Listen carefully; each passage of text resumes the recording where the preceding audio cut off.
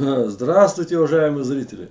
Хочу ознакомить вас, что пишет армянское издание «Новости Армении». Надо воспользоваться страхом Алиева перед Рубеном Варданяном, заявляет эксперт.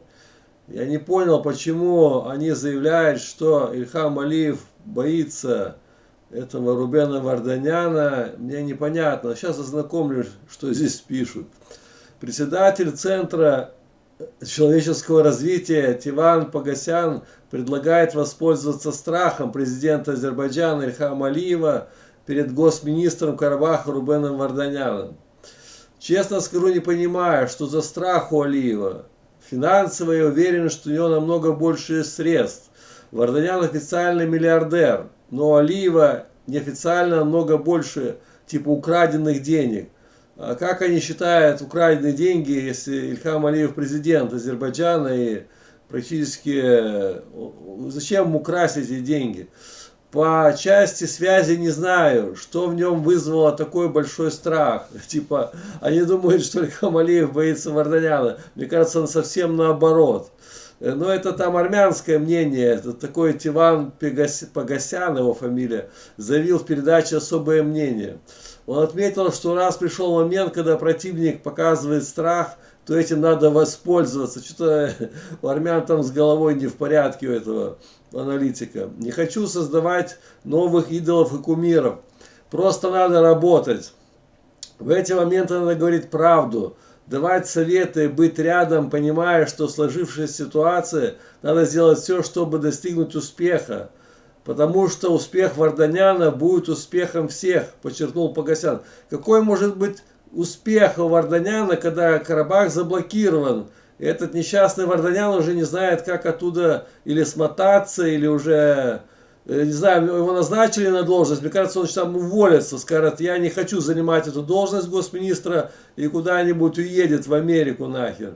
Что-то, говорю, армяне, может, с чувством юмора-то пишут, конечно. Так, и вот он что пишет. Ранее глава азербайджанского МИД Джейхун Байрамов потребовал от Рубена Варданяна покинуть Карабах, назвав его чуждым региону элементом, обвинив в деятельности преступного авантюристического характера. Ну это точно, да. В ответ Варданян сказал, что не очень понял данное заявление и указал, что имеет местные корни. Типа он что, у него там родственники в Карабахе жили. Его бабушка родом из Карабаха.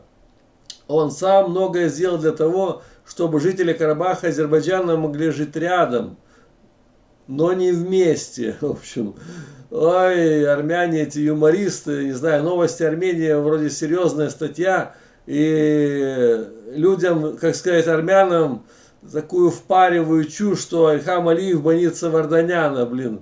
Вот Варданяна точно боится Ильхам Алиев, это 100%.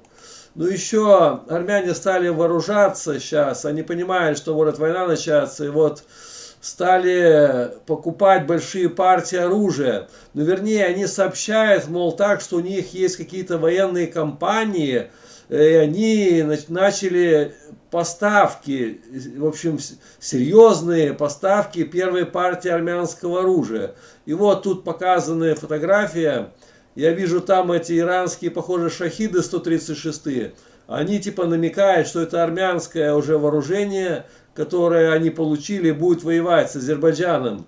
Ну, я видел сейчас, вот война идет в Украине, эти похожими шахедами 136-ми сейчас города мирные Украины бомбят российские войска. Так, и вот что здесь пишут. В начале года я сообщил о том, что действующие в Армении военно-промышленные компании готовы снабжать армянскую армию различными видами современного вооружения. Так, потребовалось еще полгода, чтобы трагические события, ну, когда Азербайджан вступил в бой с армянами на границе, и они пишут, наглые провокации врага, типа, жесткое общественное давление изнутри, чтобы мирное правительство нашей страны наконец допустило, в общем, покупать оружие внутри страны, они считают. Какие-то у них там предприятия по производству оружия есть. К концу года ряд наших военно-промышленных компаний начали поставки в армию новых серьезных партий армянского оружия. Так, исходя из этой военной тайны, они не могут указать виды вооружения. В общем, пока все засекречено, типа они говорят. Хотя в прошлом некоторые армянские компании снабжали нашу армию оружием собственного производства, сегодня это начало приобрело массовый характер. И речь идет в первую очередь о высокотехнологической продукции. Если наша армия сможет их эффективно освоить, не отставать от темпов перевооружения, если наши солдаты научатся ими воевать, то уже через несколько лет мы будем иметь качественную новую армию, которая уже сможет решать качественные новые боевые задачи и станет настоящим ужасом для врага. В общем, они говорят, через несколько лет мы уже подготовим нашу армянскую армию и будем уже на равных воевать с азербайджанцами. Но вижу, что эти дроны камикадзе, вот они сзади, копии этих шахидов 136. Видно, Иран им поставил первую партию, они говорят, это наше армянское оружие. И вот беспилотник, похожий на Байрактар, вот там еще, видите, как раз тоже где-то закупили, говорит, это мы, это наши армянские предприятия начали производить такие высокотехнологические оружия.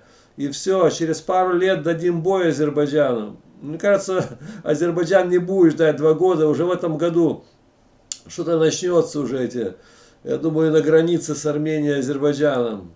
Ильхам Алиев сказал, мы силой будем пробивать Зангезурский коридор. Я думаю, в этом году и пробьет Азербайджан этот коридор, 100%. Всем спасибо, всем пока, до новых встреч.